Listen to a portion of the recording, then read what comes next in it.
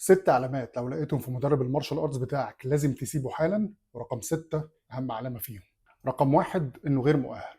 عشان المارشال ارتس دلوقتي ابتدت تشهر اكتر من زمان بكتير وبقت ترند، فبقى في اشخاص كتير غير مؤهلين بيسوقوا لنفسهم على ان هم مدربين مارشال ارتس. لازم المدرب يبقى عنده خبره مثبته كلاعب او كمدرب. لو هو ما عندوش الخبره دي ومقضي التمرينه كلها فتنس، اوعى تتمرن معاه. رقم 2 انه ما بيهتمش بالمبتدئين.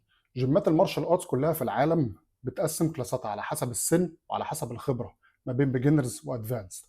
لو المدرب ما بيهتمش بالمبتدئين بالذات او بيهتم بناس وناس، عشان مثلا اللي بيهتم بيهم دول بياخدوا معاه برايفتس، سيبه ويمشي حالا. رقم 3 انه ما عندوش كوميونيكيشن سكيلز او مهارات للتواصل.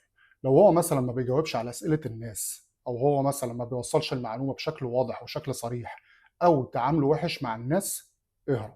رقم 4 ما عندوش منهج تدريبي واضح. لو هو مش ماشي على منهج واضح وصريح في تدرج للتكنيكات بادية بالأساسيات وهو ده الأساس بتاع منهج تدريبه، امشي وسيبه حاله.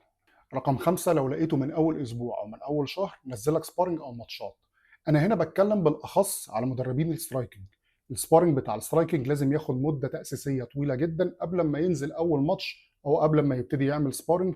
مدة ما تقلش عن من 5 ل6 شهور. لو قبل كده لا. رقم 6 ودي أهم علامة، لو هو بيتعدى حدوده بالكلام أو بالإيد، خصوصا مع البنات، ده مش مسموح ومش بروفيشنال تماما، وده يعتبر تحرش صريح. والنوع ده من المدربين لازم يتبلغ عنه عشان يتربى.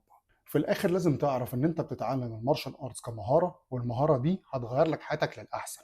فأقل حقوقك وأقل واجب إنك تتمرن مع مدرب كويس. وصلت؟ سلام.